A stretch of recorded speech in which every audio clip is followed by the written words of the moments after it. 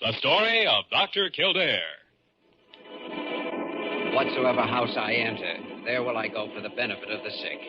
Whatsoever things I see or hear concerning the life of men, I will keep silence thereon, counting such things to be held as sacred trusts. I will exercise my art solely for the cure of my patients. The story of Dr. Kildare, starring Ayres and Lionel Barrymore.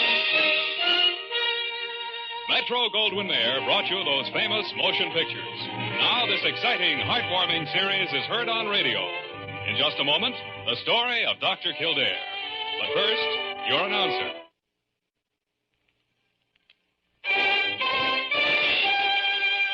Now the story of Dr. Kildare, starring Ayres as Dr. Kildare and Lionel Barrymore as Dr. Gillespie.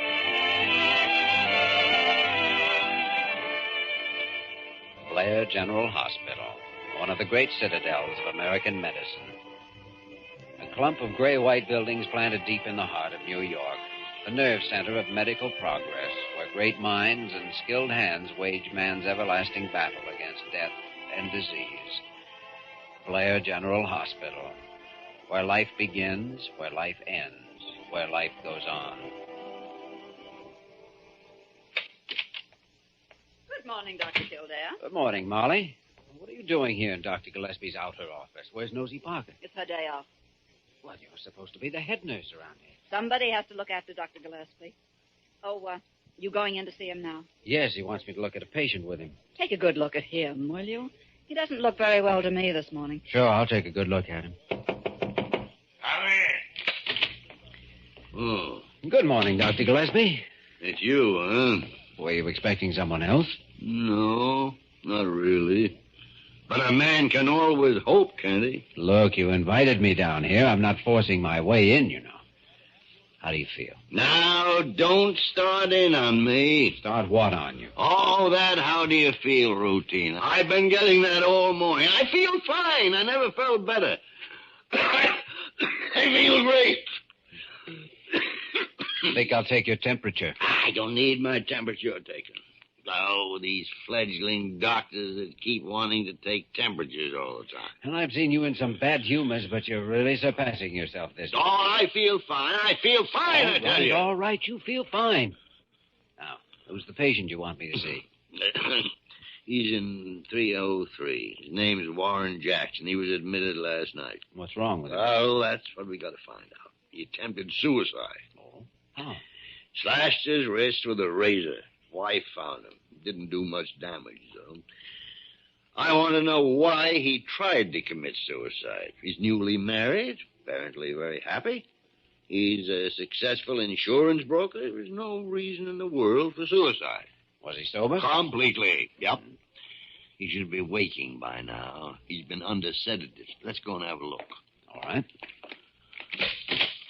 Dr. Gillespie. I feel fine, just fine. Couldn't be feeling better. You feel fine. Well, you may feel just fine, but you look just lousy. I never look better either. You and Kildare are alarmists. That's what you are, Molly, alarmists. Nothing wrong with me at all. My color may be a little off. There's nothing wrong, though. I feel fine. Hey, your color is a little off at that. A man can't have any privacy in this hospital at all. We're going down to 303, Molly. Oh, Mrs. Warren Jackson just phoned. She's on her way over to the hospital. You told her to come at 10 o'clock. All right. If she gets back before we do, ask her to wait. Yes, Dr. Gillespie. Yeah, thank you, Miss Bird. Come on, Jimmy. Confound it. I do not have a cold. A man can sneeze, can't he? Who are you talking to? Talking to you.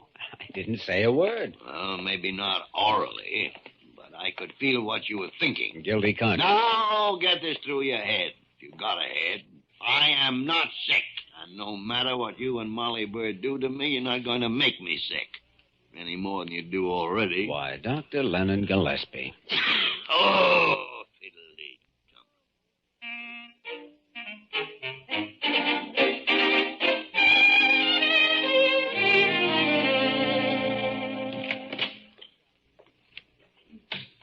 This is my colleague, Dr. Kildare. How do you do, Doctor? Very happy to meet you, Mr. Jackson. And how do you feel? Oh, too bad I bungled the job. Ah, well, Naturally, I can't agree with you there. Your wife is on her way over. We had quite a job getting her to go home last night, and she only went when we persuaded her that you were out of danger. I don't want to see her. What? I don't want to see her, I said. Well, then, of course, you don't have to see her, Mr. Jackson. Dr. Gillespie, shall I ask the nurse to bring a sphygmomanometer? If you would, please. That's a frightening name for anything to have. Well, we just want to test your blood pressure. It'll be right here, Dr. Gillespie. Oh, while you take care of Mr. Jackson, perhaps I should speak to your 10 o'clock appointment. Oh, I'd appreciate it very much, Kildare. I'll take care of it right away.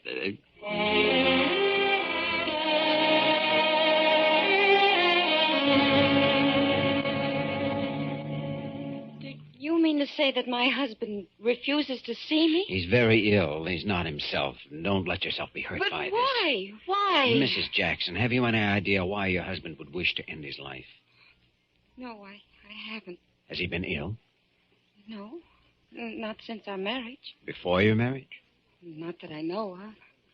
Oh, he told me he's had trouble with asthma and hay fever, but he never spoke of anything serious. I see. How about headaches? Has he complained of those? Well, yes, he has had some headaches, but he's been working very long hours. He works much too hard. Well, why did you ask that? Oh, Mrs. Jackson, I think your husband tried to end his life because of illness. I think it was that same illness that prompted him to refuse to see you this morning. But if you're ill and you love someone, you normally want them by you. But your husband isn't normal right now. What's wrong with him? I don't know yet.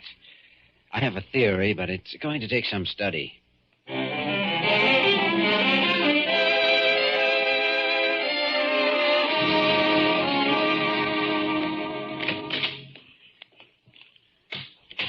What did Jackson's test show?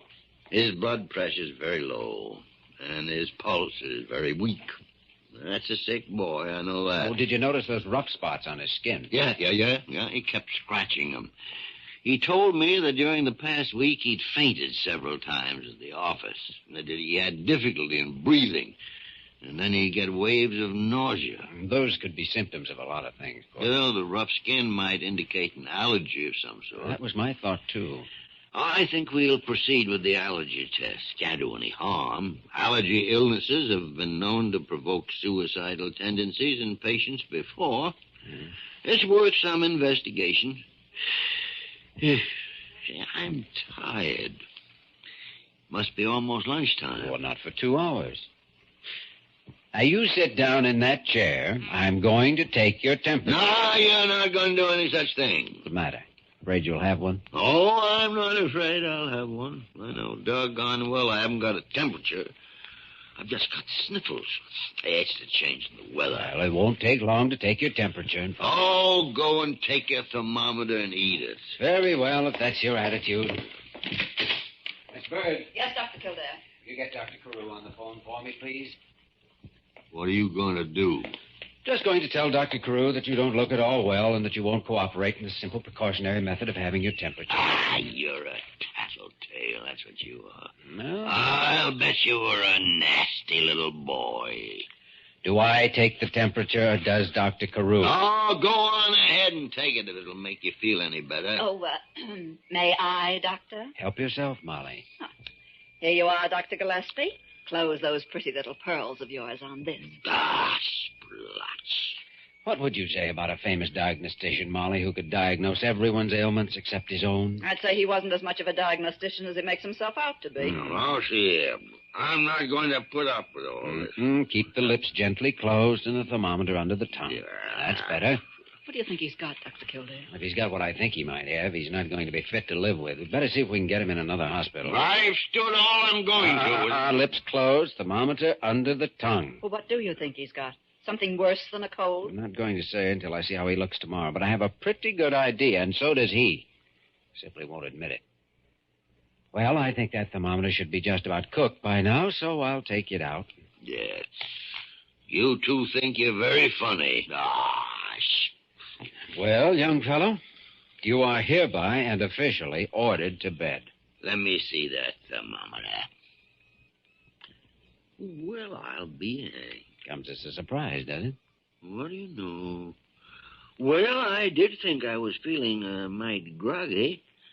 You sure you didn't have that thermometer under the hot water tap? You saw me shake it down. Molly, get a room for Dr. Gillespie. Isolation room. What? Isolation room? You know why, don't you, Dr. Gillespie? I don't have that. I couldn't possibly have that. Why not? I'm too old, for one reason. You know your medical history well enough to know that men of 99 have come down with it. Say, would it be asking too much to ask what you two are talking about? Yeah, it certainly would. Besides, I don't have any outward signs to indicate... Ever had them?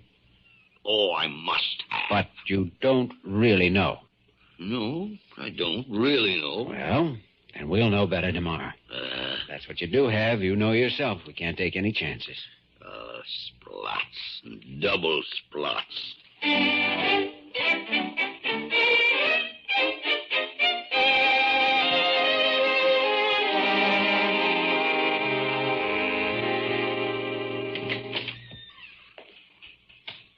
Well, Mr. Jackson, Dr. Gillespie is ill, and if you don't mind, I'm taking over your case. Oh, I don't mind. It's about time I was getting out of here, isn't it? Have you ever had any allergy tests? Oh, I had a few tests when I was treated for hay fever. I'd like to have you stay at the hospital a couple of days for a series of tests.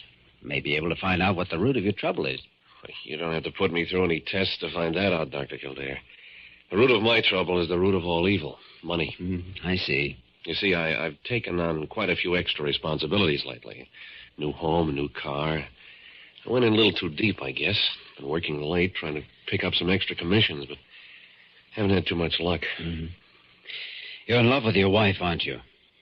Very much. Well, then, how would you account for... My trying suicides? Oh, I got pretty depressed the other night. I've been feeling so rotten, and, well, Ellen and I had a fight about money. I got to thinking that she'd be better off without me. My health seems to be completely shot. Don't scratch your face like that. You'll only make the rash worse. Yeah. I'm going to order a shot of adrenaline for you. That'll relieve your discomfort. Now, look here, Mr. Jackson. I think I can help you. I'm convinced that your state of mind, though, as well as your health, is caused by an allergic condition. Will you give me a chance to find out? You mean you really think you can fix me up? I'm going to do my best. Okay, Doc. Then I guess you've got yourself a patient.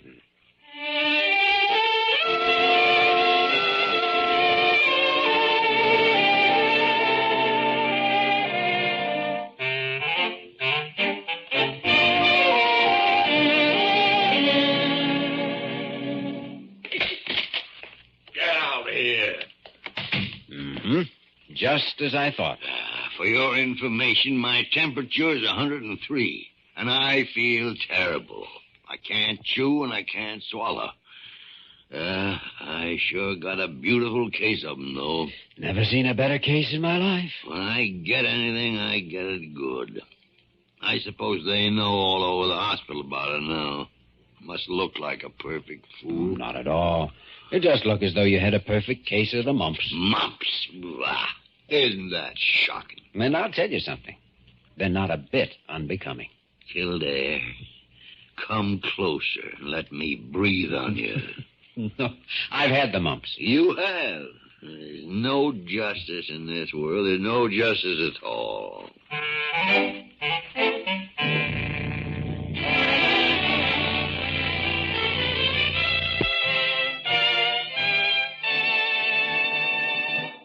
We return to the story of Dr. Kildare in just a moment.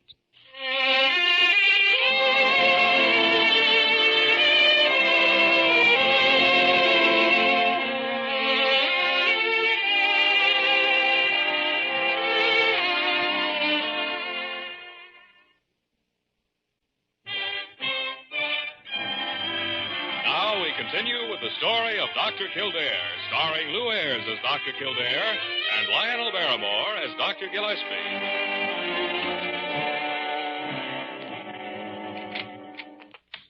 Good evening, Dr. Gillespie. How are the three of you this evening? Oh, you'll be sorry you asked that. When did I become a plural? I was referring to you and your two mumps. They're thriving. The swelling is spread to the submaxillary and sublingual glands beneath the jaw. Thank you, Doctor. Makes my work just that much easier. It also keeps you from poking around my mumps. Has he been a good patient today, Molly? Has he been a good patient? Huh? Blair Hospital hasn't seen such a commotion since he got the German measles during the First World War. I'm a sick man, a sick man. Well, now it's time for his throat application. You'll see how he acts. I don't want another hot strip of flannel around my throat. That's a lot of nonsense anyway. You see? Go get it, Molly. Mm-hmm. Yes, Dr. Kildare. I'm not going to have it. I know as much about medicine as you do, and I tell you, it's a lot of nonsense. It's your own prescription. What? I looked it up in your book.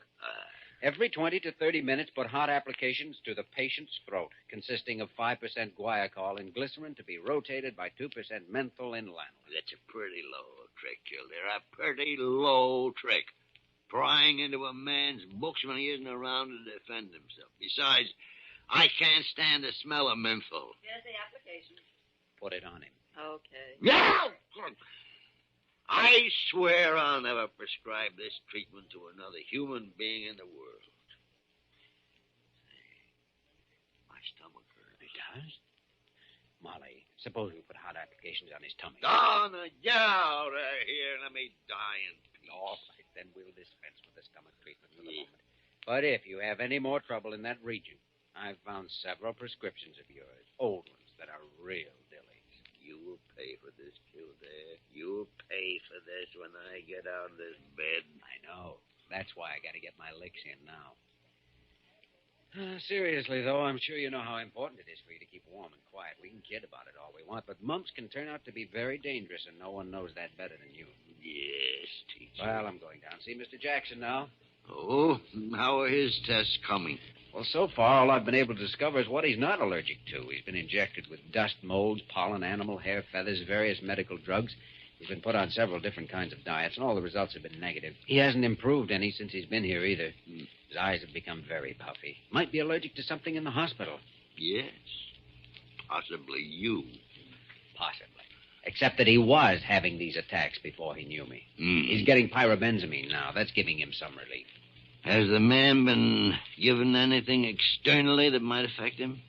Have you checked his toilet preparations, toothpaste and soap, shaving lotion? I'm doing that tonight. I'll be in to see you again first thing in the morning. Be sure he gets that next application in 15 minutes, Molly. Yes, Dr. Kildare.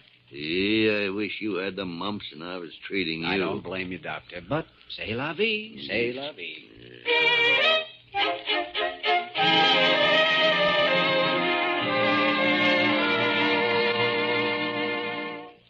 How do you feel this evening, Mr. Jackson? Oh, I don't know. I don't think there's much good going to come of all this, Dr. Kildare. Don't feel that way. These things take time. They're real riddles.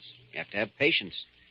One man is allergic to wool. Another's allergic to a bit of pollen, to a spice or some other seasoning. He may be allergic to an animal or to a blossom of some sort.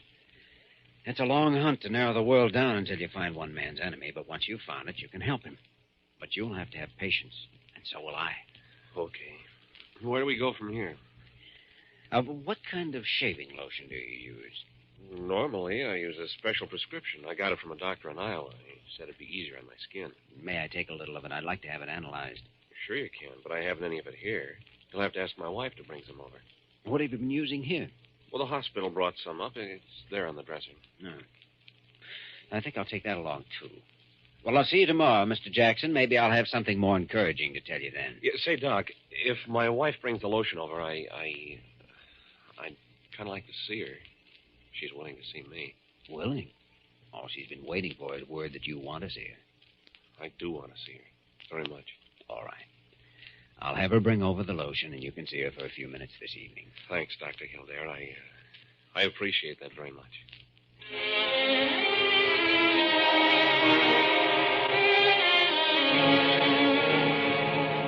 Hello, laboratory. This is Dr. Kildare. I want tests made immediately on 2 types of shaving lotion I'm sending down to you. That's right. Let me know as soon as you can, will you? Thanks.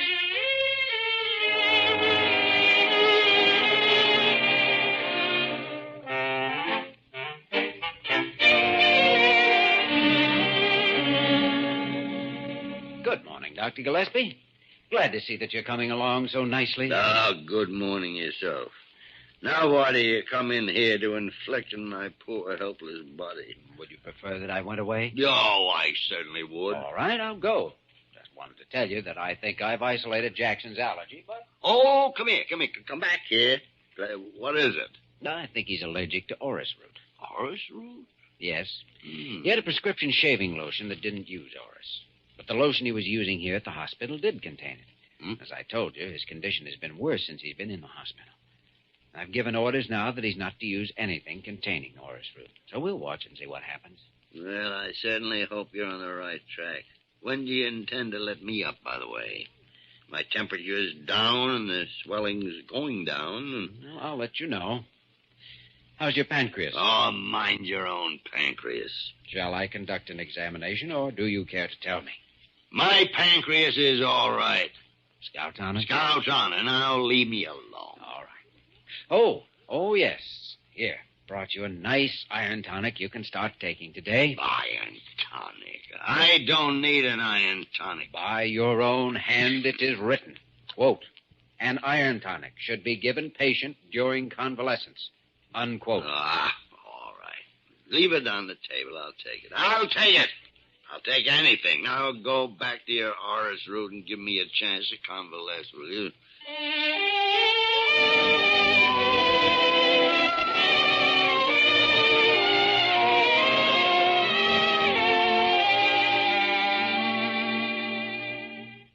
Well, Mr. Jackson, it's good to see you on your feet again. Isn't it?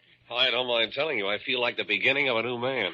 I can't get over the fact that I was the cause of Warren's illness. It wasn't you, Mrs. Jackson. It was the perfume you used. It contained a great quantity of orris. Warren gave me the perfume as a wedding present. I certainly didn't know what I was doing. Oh, how long will you be treating him, Dr. Kildare? Well, he'll have to come in quite regularly for shots for a while. We're giving him orris hypodermically now in very small doses, which will gradually increase until we build up an immunity, and he'll be able to lead a normal life. Well, I certainly thank you, Dr. Kildare. You've made a great difference in the world as far as I'm concerned. I'm glad to hear that. Dr. Gillespie. Hello, Dr. Gillespie. This is my first day up, too. But I didn't want you to leave the hospital without my having a chance to see you and wish you well. Thank you, Dr. Gillespie. You'll be seeing a lot of me. I have to come back for shots. Here, now, sit down, Dr. Gillespie. Don't overdo things. Still under doctor's orders, you know. Careful. Remember, you're among patients. Well, we'd better be going. Thank you both again. Yes, thank you for saving my life, Dr. Gillespie. And thank you, Dr. Kildare, for making it worthwhile. I'll see you soon. Goodbye. Goodbye. Bye. All right. So it was orris root. Yeah. You don't have to look so smug about it. Strange, isn't it? How a little thing like an allergy can have such a depressing effect on a man that it can drive him to suicide. Oh, I don't think it's so strange. Don't think it's strange at all. I'm getting more and more allergic to you every day. Well, I think you should be back in bed. Been up just about long enough for your first day. You know, you have all the makings of a first-class bully. I shouldn't be a bit surprised. You see, I was taught by one of the greatest bullies in the world, Dr. Leonard Gillespie himself. Ah, splash. And double splash.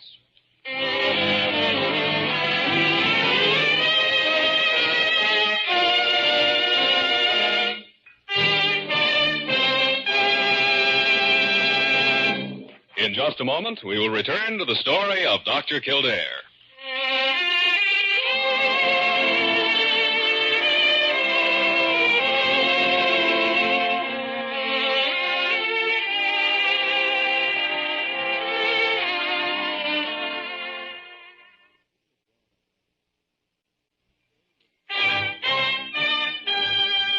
And now, once again, the story of Dr. Kildare, starring Lou Ayres as Dr. Kildare and Lionel Barrymore as Dr. Gillespie.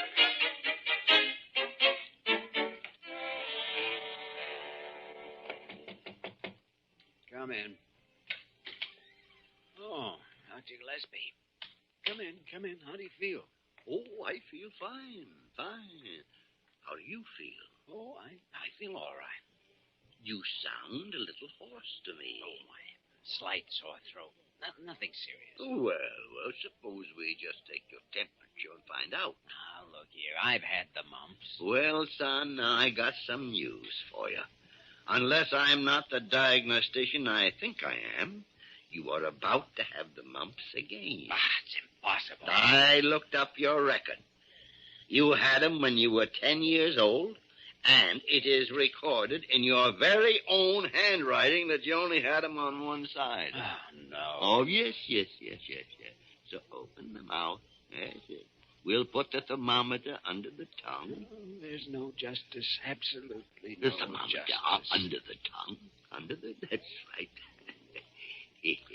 What are you laughing at? An old adage, Doctor. An old adage. He laughs best who laughs last. Dr. Kildare, you are hereby and officially ordered to bed.